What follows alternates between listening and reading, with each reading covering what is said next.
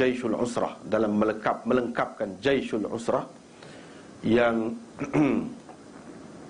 Jaishul Usrah yang mana umat Islam pada ketika itu berada dalam keadaan amat sukar dan sulit kerana tidak cukup peralatan perang dan lain-lain lagi, serba tidak cukup.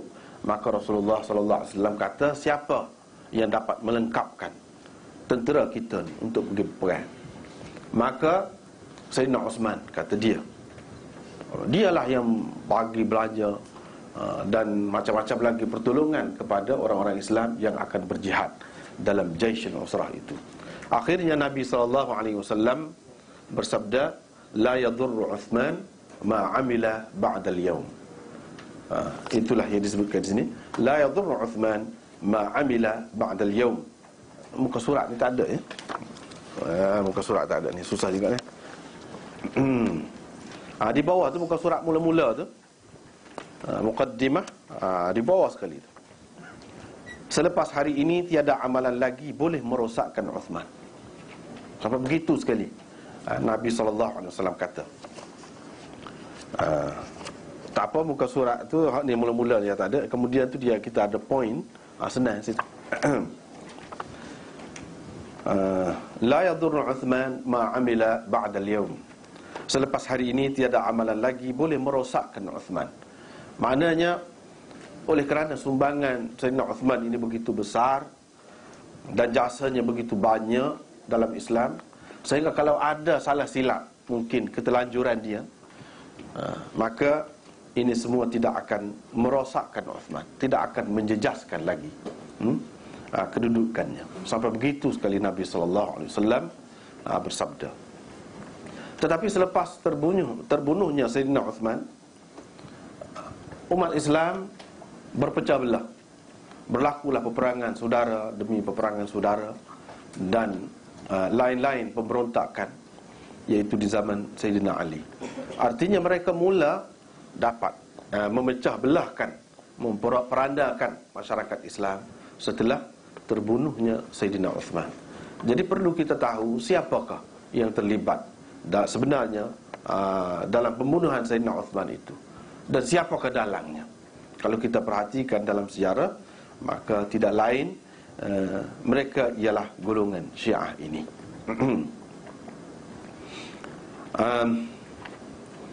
Dalam masyarakat Islam yang masih lagi ramai itu, sahabat-sahabat itu, orang-orang yang kuat akidahnya, kita dapati mereka telah berjaya memecah belahkan dan memporak-porandakan masyarakat. Apalagi kalau hari ini dalam keadaan kita serba kekurangan, serba lemah, terutamanya dari segi akidah, maka tentu sekali lebih mudah untuk mereka menggoyahkan umat Islam itu. Kerana itulah kita lihat dalam sejarah ni, bukan sekali ini saja, beberapa kali sebenarnya telah ditonjolkan Syiah itu sebagai alternatif, sebagai pilihan kepada umat Islam setelah mereka lemah dalam akidahnya dan dari segi kemasyarakatan dan politiknya. Beberapa kali sebenarnya telah ditonjolkan, dan akhirnya sekarang ini di zaman kita ni ditonjolkan kembali. Ajaran Syiah itu yang telah mengakibatkan terbunuhnya, syahidnya Sayyidina Uthman itu, kalau kita perhatikan siapakah pengasasnya? Itulah pengasas sebenarnya ajaran Syiah yang ada hingga ke hari ini. Dan kita akan bincangkan sebenarnya pada hari ini lebih khusus tentang Syiah Imamiyah Ithna Asyariyah atau Syiah Imam 12. Dipanggil juga Syiah Ja'fariyah ataupun nama lainnya Syiah Rafidah. Sama. Cuma dari segi istilah tu beza-beza sikitlah, ada perbezaannya. Syiah Rafidah sebenarnya Syiah yang melampau. Itu nama umum. Di bawah Syiah yang melampau ini banyak pula terdapat Syiah-Syiah. Seperti Syiah Ismailiyah misalnya, itu melampau. Syiah Nusairiyah, Syiah Qaramitah, itu pun Syiah juga. Syiah Duruz, Syiah juga. Dan Agha Khaniyah, Agha Khan, Syiah juga. Banyak lagi yang lain, itu semua pecahan-pecahan Syiah yang melampau.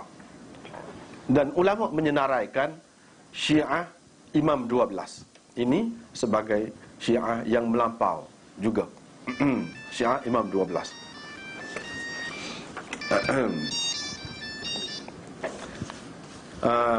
Kemudian kita tengok dalam sejarah tu, dia keluar dalam macam-macam bentuknya Syiah ini. Kalau macam Syiah Qaramitah tu, dialah yang pada suatu ketika dalam sejarah telah melarikan Hajarul Aswad itu. Hajarul Aswad itu pernah beberapa tahun, puluhan tahun dibawa lari oleh Syiah Qaramitah ni, Syiah Ismailiyah, bawa lari. Dan mereka telah letakkan di tempat yang kotor, dalam tandas sekian lama. Itu semasa dia kuat, semasa kekuasaan pemerintah politik dia kuat. Tetapi akhirnya dikalahkan dan dikembalikan batu itu ke tempat asalnya. Syiah inilah. Dan banyak lagi Syiah-Syiah yang lain. Misalnya kalau kita tengok di Lebanon, Syiah Duruz, itu pun pecahan Syiah juga. Dan Nusairiyah, macam Hafiz Al-Asad dulu, Nusairiyah, itu Syiah Ismailiyah. Dan sebenarnya Syiah Ismailiyah dalam macam-macam namanya itu lebih dahsyat lagi daripada Syiah yang kita akan bincangkan ini. Dan itu untuk bincangkan Syiah Ismailiyah itu saja pun sudah kita perlu masa, satu majlis khusus untuk Ismailiyah saja. Walau bagaimanapun, Syiah itu mengikut ulamanya terbahagi kepada banyak pecahan. Sampai Maqrizi menyebutkan sampai 300 pecahan, 300 puak Syiah. Macam-macam nama lah. Walau bagaimanapun, dalam 300 ni kalau kita perhatikan, yang melampau dia ada ciri-cirinya, ada sifat-sifat khususnya yang boleh kita mengesan ini Syiah yang melampau, ini yang tidak.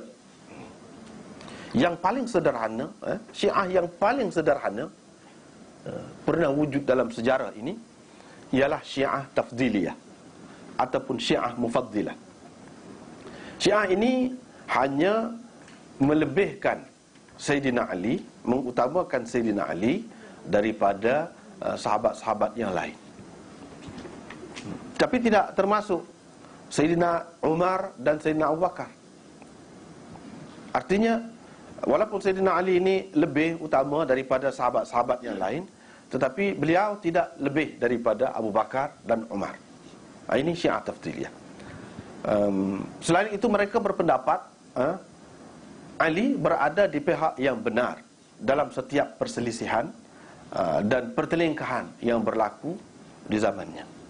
Ali berada di pihak yang benar. Dia terus putuskan begitu, dia terus katakan begitu. Sekadar itu saja.